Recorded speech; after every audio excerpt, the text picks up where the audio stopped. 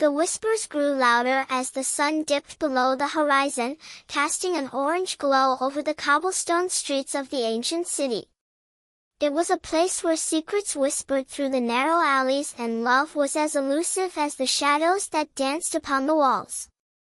In the heart of this mystical realm, two souls named James and Robert lived a life that was as intertwined as the ivy that crept up the sides of their humble abode. James, a young man with a gentle spirit, had eyes that reflected the warmth of 1,000 candles. His touch could heal the most profound of wounds, both physical and emotional. His days were spent tending to the sick, his nights lost in the quiet pages of dusty tomes, seeking knowledge to alleviate the suffering of his people. Robert, on the other hand, was a warrior whose heart was forged in the fires of battle. His eyes held the icy stare of 1,000 winters, and his touch could command the very air around him. His life was one of valor and sacrifice, protecting the city from the ever-present threats that lurked beyond the city's towering walls. Their paths rarely crossed, for their worlds were as different as the stars from the earth. Yet, in the twilight of one fateful evening, their destinies became inexplicably linked. It was a night when the air was thick with anticipation, as if the very fabric of the universe was holding its breath. The annual Masquerade Ball, a celebration of love and unity, drew near, and the citizens of the city donned their most elaborate disguises to revel in the joy of anonymity. James, compelled by a curiosity that had long been dormant, decided to attend the masquerade. Dressed as a dashing courtier with a plume of feathers adorning his hat, he stepped into the grand ballroom, feeling the weight of his mundane life lift from his shoulders. The room was a kaleidoscope of colors, a symphony of laughter and music that swirled around him like a tornado of happiness. Robert, the city's most eligible bachelor, arrived as the moon kissed the horizon. His costume was that of a mysterious knight, his mask a silver sliver that allowed only a hint of his piercing gaze to escape. His presence was like a storm, commanding attention without ever asking for it. As he moved through the throng of people, he felt the whispers of the city's gossip-mongers follow in his wake. Their eyes met across the crowded room, and time seemed to stand still. The air grew thick with the unspoken words that hung between them, charged with a tension that neither could deny. They approached each other, drawn by an invisible force, their hearts beating in unison like the drums of a distant war. "A dance, my lord?" James asked, his voice as soft as the flutter of a butterfly's wings. Robert nodded, his eyes never leaving James's. They stepped onto the dance floor, their movements as graceful as the waltz that played around them. The dancers parted like a river around a stone, creating a space for them alone. As they twirled and glided, their hearts sang a duet that had been silenced for far too long. Their conversation was as enchanting as the music that filled the air. They spoke of the city they loved, of the people who called it home, and of the dreams that lay dormant in the quiet corners of their hearts. James spoke of a world where the sick could live without pain, and Robert of a world where fear had no dominion. The night grew darker, and the stars above the city grew brighter, as if they were witnesses to the unfurling of a love that transcended the boundaries of their two worlds. They danced until the candles burned low, until the music grew faint, and the last guests stumbled out of the ballroom, their laughter echoing into the night. But the masquerade had to end, and with it, the illusion of their perfect union. As the first light of dawn crept into the room, the masks fell away, revealing the true identities of the dancers. The gentle healer and the stoic warrior stared at each other, the reality of their lives crashing down upon them like a wave upon the shore. For James knew that a love between them was not meant to be. In a city where roles were as rigid as the stones that built it, the gap between a healer and a warrior was as wide as the chasm that divided the rich from the poor. Yet, as they stood there, the space between them seemed to shrink, bridged by the tender arch of their shared smiles. Robert took James's hand, the warmth of his touch a stark contrast to the cool silver of his gauntlet. He led him through the now desolate halls of the Masquerade, the echoes of their footsteps bouncing off the ornate walls. "Would you walk with me?" he asked, his voice a gentle rumble that seemed to shake the very air. James nodded, his heart racing like a deer in the crosshairs of a hunter's gaze. They stepped out into the cool embrace of the early morning, the cobblestone streets now bathed in a soft, pink light. The shadows had retreated, leaving only the lingering scent of the night's revelry. They walked along the river that meandered through the city, the water's surface a mirror reflecting their silent yearning. The whispers of the night had given way to the timid chirps of the waking birds, and the air was alive with the promise of a new day. Robert paused by the water's edge, his gaze drifting to the horizon where the last stars were fading. "James," he began, his voice thick with emotion, "I have felt something for you tonight that I have never felt before." James's heart skipped a beat. He knew the words that would follow, the confession that was as inevitable as the sunrise. Yet, he braced himself, for he knew the price of such revelations in a world where love was often a luxury reserved for those who could afford the cost of defying tradition. "I am not who you think I am," Robert continued, his grip on James's hand tightening. "Beneath this armor, I am but a man who desires the warmth of your healing touch." James searched Robert's eyes, the depths of which revealed a vulnerability that the warrior rarely allowed anyone to see. "And what if I told you," James said softly, "that I am not just a healer?" Robert raised an eyebrow, his curiosity piqued.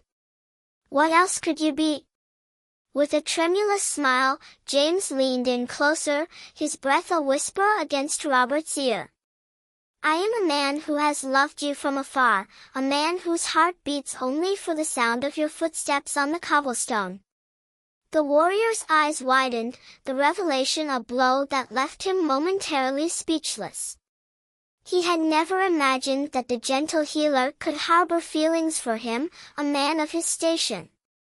Yet, as he studied James's earnest face, the pieces of the puzzle fell into place. The way James had always looked at him when he brought in the injured, the care in his eyes, the gentle way he had always spoken to him. The sun peeked over the horizon, casting a golden light upon them. It was as if the universe itself had conspired to illuminate the truth that had been hidden in the shadows for so long.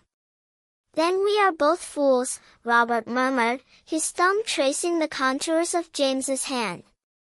"For I have loved you as well, though I thought it a love that could never be returned." Their gazes locked, and in that moment, the world around them ceased to exist. The city, the whispers, the expectations of their roles, all faded away, leaving only the raw, undeniable truth of their feelings. They kissed, their lips meeting with a tenderness that seemed to shatter the very air. It was a kiss that contained the longing of 1,000 stolen glances, the sweetness of 1,000,000 unspoken words. As they pulled away, the realization of their love's impossibility began to set in. "What now?" James asked, his voice a tremble in the early morning quiet. Robert sighed, his gaze drifting to the city's walls, the very symbol of the barriers that stood between them. "Now," he said, his voice firm with determination, "we fight for what we want." The days that followed were a blur of stolen moments and furtive glances. Robert and James navigated the city with the stealth of shadows, their hearts beating in a rhythm that seemed to resonate with the very cobblestones beneath their feet. They met in secret, in the quiet hours when the city was still wrapped in the arms of Morpheus. The walls of the library, where James sought refuge in his endless quest for knowledge, became their sanctuary, the dusty tomes and parchments a testament to the love that dared to bloom in the face of adversity. In the hallowed halls of ancient wisdom, they shared in not just kisses, but also their deepest fears and hopes. They spoke of a world where love was not shackled by the constraints of societal norms, where a healer and a warrior could walk hand in hand without the whispers of scandal trailing in their wake. Robert revealed his true self to James, shedding the armor that had shielded him from the pain of his past. He spoke of the battles he had fought, not just on the field, but within his own heart, battles against doubt and fear, against the knowledge that he was different from the men he called comrades. James, in turn, told Robert of his own struggles, of the times he had been forced to watch as the suffering of his patients was compounded by the cruelty of a world that did not understand the depth of his compassion. He spoke of the secret herb garden he tended in the heart of the city, where he cultivated remedies that were deemed unorthodox by the stuffy council of healers, but which had brought relief to countless souls. Their love grew stronger with each shared whisper, each tender touch. Yet, the specter of their impending separation loomed over them like the shadow of a storm cloud on a summer's day. The masquerade had been a fleeting taste of freedom, a brief reprieve from the rigid roles that defined their lives. One evening, as the last vestiges of the sun's warmth kissed the city goodbye, they found themselves in a quiet corner of the library, surrounded by tomes that spoke of ancient prophecies and lost civilizations. It was there that James stumbled upon a dusty, leather-bound book that seemed to hum with a mysterious energy. The title, barely legible, spoke of a forbidden bond. With trembling hands, he opened the book and began to read aloud. The words danced before their eyes, telling a tale of two men from different worlds whose love had been the catalyst for a revolution that had shaken the very foundations of their society. It spoke of a time when love had been a weapon, a beacon that had guided lost souls through the darkest of nights. The story resonated with them, their hearts swelling with a hope that seemed too fragile to hold. They read on, their voices hushed in the sacred silence of the library, as the stars outside continued their eternal vigil. The book spoke of a ceremony, an ancient rite of passage that could unite them, but which had been outlawed centuries ago. It required a sacrifice, a pledge of their hearts and souls, and a willingness to face the consequences of their love.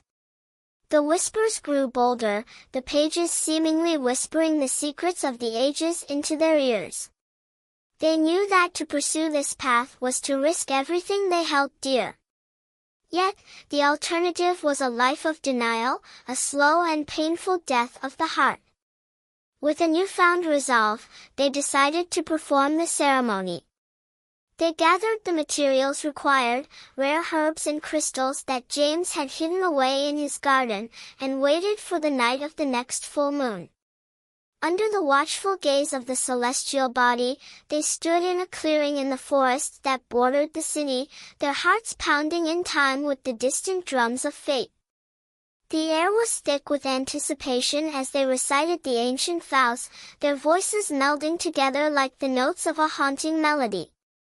The wind whispered through the trees, carrying their love on its wings to the heavens above.